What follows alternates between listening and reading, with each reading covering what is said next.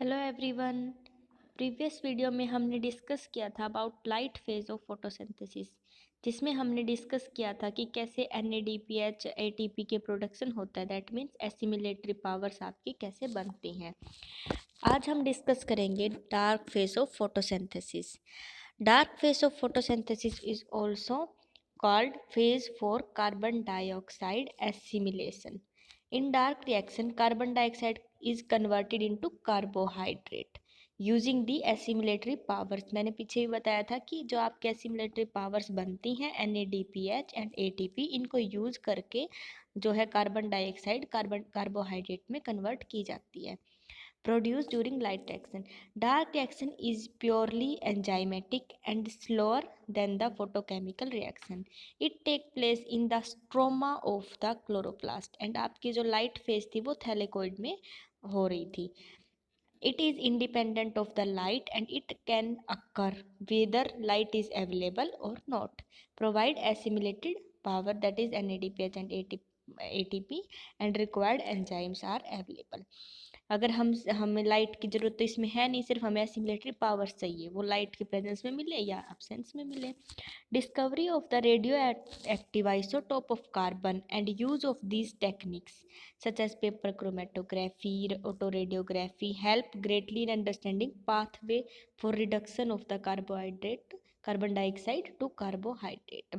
That means कि carbon dioxide कैसे carbohydrate में कन्वर्ट हो रही है, ये हमें पता चला radioactive isotope of carbon को यूज करके हमने पूरा पाथवे डिटेक्ट किया। Then pathway for carbon dioxide assimilate. 3 pathway होते हैं। First is Calvin Benson cycle, also known as C3 cycle, and reductive pentose phosphate pathway, and PCR, that is photosynthetic carbon reduction. और second is dicarboxylic acid cycle, that is also known as C4 cycle. Third is carboxylation acid metabolism और CAM cycle. आज हम discuss करेंगे about C3 cycle, also known as Calvin-Basin cycle and reductive pentose phosphate pathway और photosynthetic carbon reduction.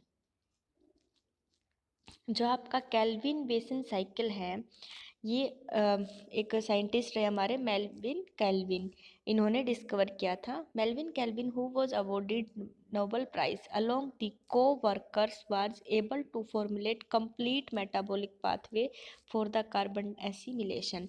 They use unicellular green algae, chlorella and radio active carbon dioxide for their experiment. इन्होंने अपना experiment किस पे किया? एक unicellular green algae के ऊपर, जो क्या थी? Chlorella. Various intermediate compounds were separated and ascertained by autoradiography to reveal the entire sequence of reaction in carbon dioxide assimilation. Hence first जो प्रोडक्ट था in this series of cyclic reaction में, वो एक 3 कार्बन कंपाउंड था, that is phosphoglyceric acid. इसीलिए इस pathway को C3 का पाथवे बोलते हैं, C3 साइकिल बोला जाता है। इस पूरे साइकिल को करने के लिए डिफरेंट क्या रहेंगे आपके स्टेप्स रहेंगे। फर्स्ट स्टेप रहेगा आपका कार्बोक्सिलेशन का। पहले मैं आपको इसका पूरा साइकिल दिखा देती हूँ। ये रहा साइकिल, तो हम शॉर्टली डिटेल स्टडी करेंगे स्टार्टिंग से। फर्स्ट क्या है आपका? स्टार्ट होती है रिएक्शन यहाँ से। राइबोलोज 5 फॉस्फेट एक 5 कार्बन कंपाउंड होता है। ये क्या करता है? काइनेज एंजाइम की प्रेजेंस में 6 ATP को यूज करके राइबोलोज 1,5 डाइफॉस्फेट में कन्वर्ट हो जाता है, that is also a 5 carbon compound. तो नेक्स्ट इससे क्या रहेगा आपका? फिर राइबोलोज 1,5 भी डाइफॉस्फेट क्या कन्वर्ट हो जाएगा 3 फॉस्फोग्लिसरिक एसिड में इन the presence of enzyme rupees को। यहाँ पर ये 6 कार्बन डाइऑक्साइड मोलिक्यूल और 6 वाटर के मोलिक्यूल्स को यूज करता है। और जो आपका 3 फॉस्फोग्लिसरिक एसिड है, ये एक 3 कार्बन कंपाउंड है, इसलिए इसको C3 साइकिल बोला जाता है। देन आपका जो C3 फॉस्फोग्लिसरिक एसिड है, ये कन्वर्ट हो जाएगा 1,3 डाइफॉस्फोग्लिसरिक एसिड। ये भी आपका 3 कार्बन कंपाउंड रहेगा, 12 मोलिक्यूल इसके बनेंगे। ये भी इन the presence of enzyme kinase 12 molecule of ATP को यूज करके कन्वर्ट हो जाएगा। देन आपका 3,1,3-डाई-फॉस्फोग्लिसरिक एसिड कन्वर्ट हो जाएगा 3-फॉस्फोग्लिसर एल्डिहाइड में इन the presence of enzyme dehydrogenase and use of NADPH plus H positive को यूज करके, ठीक है। नेक्स्ट आपका क्या रहेगा फिर, जो आपके 3 कार्बन कंपाउंड बना है 3-फॉस्फोग्लिसर एल्डिहाइड, इसके आपके ये बने टोटल 12 मॉलिक्यूल, ये आपके अलग अलग पार्ट्स में डिसोशिएट हो जाते हैं, 2 मॉलिक्यूल 5, 3 एंड 2 मॉलिक्यूल्स में। देन आपके क्या रहेंगे 5 मॉलिक्यूल ऑफ 3-फॉस्फोग्लिसर एल्डिहाइड के कन्वर्ट हो जाएंगे डाई हाइड्रो एसीटोन फॉस्फेट, ये इसकी आइसोमेरिक फॉर्म होती है। देन इसके आपके क्या रहेंगे डाईहाइड्रो एसीटोन फॉस्फेट के 3 मॉलिक्यूल और किसके साथ मिलके 3-फॉस्फोग्लिसर एल्डिहाइड के 3 मॉलिक्यूल्स के साथ में मिलके कन्वर्ट हो जाएंगे फ्रक्टोज 1,6 डाई फॉस्फेट में। देन आपका क्या रहेगा fructose 1,6 diphosphate will convert into fructose 6 phosphate in the presence of enzyme phosphatase and 3 water molecule. Then आपका फ्रक्टोज 6 फॉस्फेट कन्वर्ट हो जाएगा, एक तो 1 molecule of hexose sugar that is carbon आपका कार्बोहाइड्रेट एंड 2 मॉलिक्यूल ऑफ इसके fructose 6 phosphate के combine करेंगे again से 2 मॉलिक्यूल ऑफ किसके साथ में 3-फॉस्फोग्लिसर एल्डिहाइड में एंड कन्वर्ट हो जाएंगे किसके अंदर, एक तो आपका 2 मॉलिक्यूल बनेगा आपका अर्थरोज 4 फॉस्फेट का एंड 2 मॉलिक्यूल बनेंगे आपके जाइलुलोज 5 फॉस्फेट के। अर्थरोज 4 फॉस्फेट आपका 4 कार्बन कंपाउंड रहता है, जाइलुलोज 5 फॉस्फेट आपका 5 कार्बन कंपाउंड रहता है। नेक्स्ट क्या होगा फिर आपका अर्थिरोज फॉर फॉस्फेट कन्वर्ट हो जाएगा सेडोहेप्टुलोज 1,7 डाईफॉस्फेट में, ये आपका 7 कार्बन कंपाउंड रहेगा in the presence of enzyme aldolase. Then आपका सेडोहेप्टुलोज 1,7 डाईफॉस्फेट कन्वर्ट हो जाएगा सेडोहेप्टुलोज 7 फॉस्फेट में इन the presence of enzyme phosphatase and 2 water molecules को यूज करके।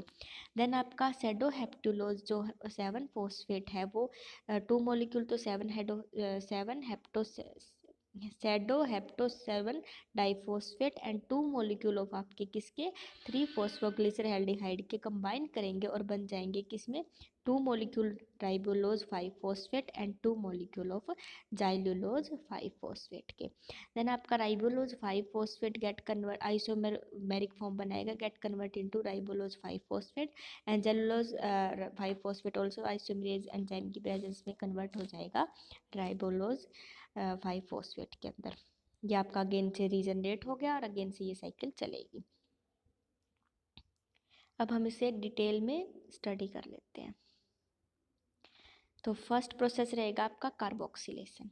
कार्बोक्सिलेशन में क्या रहेगा राइबोलोज 5 phosphate A 5 carbon compound form A starting point for the fixation and reduction of carbon dioxide. 6 molecule of ribulose monophosphate react with 6 molecule of ATP and produce 6 molecule of ribulose 1,5-bisphosphate. This reaction take place in the presence of enzyme phosphoribulose kinase, जो हमने cycle में simply kinase से represent किया है। ATP molecule is converted into ADP। Next रहेगा ये आपका यहाँ दिखा रखा है कि राइबोलोज 5 फॉस्फेट का मोलिकुलर स्ट्रक्चर कैसा रहता है एंड ये इन द प्रेजेंस ऑफ एंजाइम किस में कन्वर्ट हो गया राइबोलोज 1,5 बाई फॉस्फेट में and ATP get converted into ATP।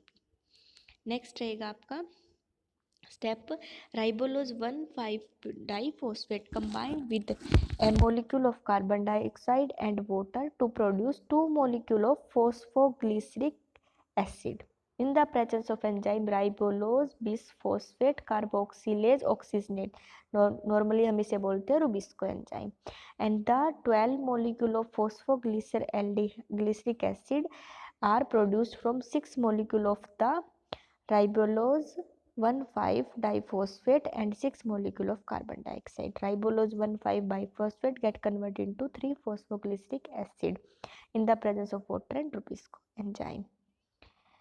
जो आपका ये रहता है 3-phosphoglyceric acid is the first stable product of the dark reaction का in photosynthesis. It is the principal compound whether which can be identified after 5 seconds of photosynthetic and can either both anabolic process या फिर catabolic chains के अंदर enter कर जाता है ये। Next है reduction, first carboxylation, second step क्या रहेगा आपका reduction. 3-phosphoglyceric acid is first phosphorylated by ATP in the presence of enzyme phosphoglycerate kinase to produce 1,3-diphosphoglyceric acid। तो ATP come from light reaction में बना था ना एसिमिलेटरी पावर, वहाँ से ATP आ गया of photosynthetic and it convert into ADP। 12 molecules of the 1,3-diphosphoglyceric acid are produced। ठीक है, तो ये देखो 3-phosphoglyceric acid get converted into 1,3-diphosphoglyceric acid in the presence of enzyme kinase। Next process रहेगा 1,3-diphosphoglyceric acid is converted into 3-phosphoglyceraldehyde in the presence of NADP plus H positive। 12 molecule of NADP use हुए थे, वो convert हो जाएंगे आगे जाके NADP positive में, and enzyme कौन सा रहेगा, डिहाइड्रोजीनेज रहेगा।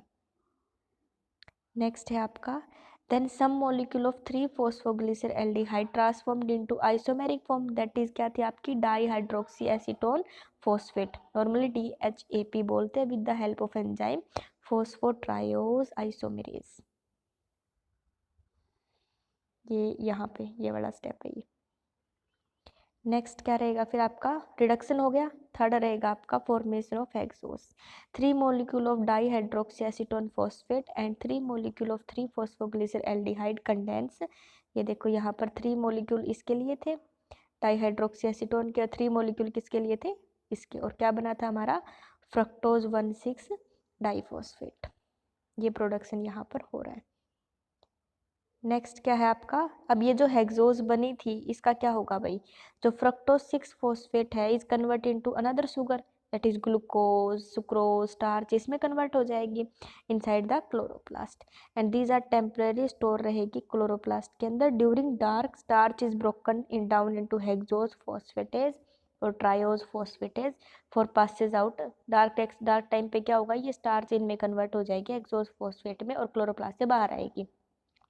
First stable sugar which can be obtain during photosynthetic क्या रहेगी आपकी सुक्रोज। स्टेबल जो सुक्रोज बनते हैं, स्टार्च क्या स्टेबल प्रोडक्ट है, ये सिर्फ स्टोर टेम्परेरी स्टोर के लिए बनाता है प्लांट क्लोरोप्लास्ट के अंदर, देन बाद में इसको अगर क्लोरोप्लास्ट से बाहर साइटोप्लाज्म में भेजा जाता है और वहाँ पर फिर ये स्टार्च जो है सुक्रोज में कन्वर्ट हो जाती है। Synthesis of sucrose take place in the cytosol as chloroplast envelope impermeable रहता है सुक्रोज के लिए, इसलिए वो स्टार्च की फॉर्म में उसको स्टोर करके रखता है। In this way, atmospheric carbon dioxide is used in the synthesis of carbohydrate. Then है आपका रीजनरेशन ऑफ राइबोलोज मोनोफॉस्फेट, मतलब इस स्टेप को क्या बोल, यहाँ से देखें तो क्या होगा, ये अगेन से दोबारा बनाना। यहाँ पे आपका एग्जॉस्ट शुगर निकल गई, ये देखो ये कन्वर्ट हुआ, एग्जॉस्ट शुगर निकल गई, इसका फेट पता चल गया। अब जो बाकी का ये एंटायर प्रोसेस चल रहा है, ये सिर्फ इसको अगेन से प्रोडक्शन के लिए चल रहा है, दोबारा से इसका रीजनरेशन करने के लिए चल रहा है। तो इसमें पढ़ो regeneration of राइबोलोज monophosphate, 2 molecule of the fructose 6 phosphate react with 2 molecule of the 3-phosphoglyceraldehyde to produce 2 molecule of xylulose 5 phosphate, a 5 carbon compound, and 2 molecule of erythrose 4 phosphate जो कि एक 4 कार्बन कंपाउंड होता है। This reaction take place in the presence of enzyme transketolase and coenzyme that is TPP। तो क्या बना इसमें, fructose 6 phosphate gate plus साथ में 3-phosphoglyceraldehyde मिलके क्या बनाया, xylulose 5 phosphate and erythrose 4 phosphate. Next step क्या रहेगा, 2 molecule ऑफ अर्थरोज 4 फॉस्फेट और 2 molecule ऑफ डाईहाइड्रोक्सीएसीटोन 3 फॉस्फेट कंडेंस एक दूसरे के साथ कंडेंस होंगे और क्या बनाएंगे, 2 molecule of sedoheptulose 1,7 diphosphate and किसकी प्रेजेंस में enzyme transaldolase and which further convert into pseudoheptulose 7 phosphate with the removal of 1 phosphate radical in the presence of enzyme phosphatase। इसने क्या बोला कि आपका अर्थरोज 4 फॉस्फेट एंड डाईहाइड्रोक्सीएसीटोन फॉस्फेट है वो convert होंगे किसमें, सैडोहेप्टुलोज 7 बेस फॉस्फेट में, देन आपका यहाँ से एक फॉस्फेट रिमूव हो जाएगी और ये कन्वर्ट हो जाएगा सैडोहेप्टुलोज 7 फॉस्फेट में। नेक्स्ट स्टेप क्या रहेगा, 2 molecule ऑफ sedoheptulose 7 phosphate get react with 2 molecule ऑफ 3 phosphoglyceraldehyde to produce 2 molecule of ribulose 5 phosphate and xylulose 5 phosphate। यहाँ पर क्या है, ये आपका सैडोहेप्टुलोज 7 phosphate एंड 2 molecule ऑफ किसके रहेंगे, आपके फॉस्फोग्लिसरिक एसिड में, ये ट्रांस कीटोलोज के एंजाइम की प्रेजेंस में जेलुलोज 5 phosphate एंड राइबोज 5 phosphate में कन्वर्ट हो जाएंगे। नेक्स्ट है, बोथ ऑफ दीज प्रोडक्ट राइबोलोज जो आपका 5 phosphate एंड जेलुलोज 5 phosphate है, ये आइसोमराइज होंगे और 4 molecule ऑफ राइबोलोज 5 phosphate का प्रोडक्शन करेंगे। 2 molecule ऑफ xylulose 5 phosphate produce in reaction, जो पहले बने थे वो भी आइसोमराइज करेंगे एंड किसमें, राइबोलोज 5 phosphate। ये स्टेप है ये वाला, कि यहाँ से देखो ये वाला आइसोमेरेज करेंगे, दोबारा से 2 molecule कन्वर्ट हुए और इसके भी 2 molecule आइसोमेरेज करके राइबोलोज 5 phosphate में कन्वर्ट रहेंगे। नेक्स्ट ये आपका बन गया, अगेन से रीजनरेट हो गया राइबोलोज 5 phosphate।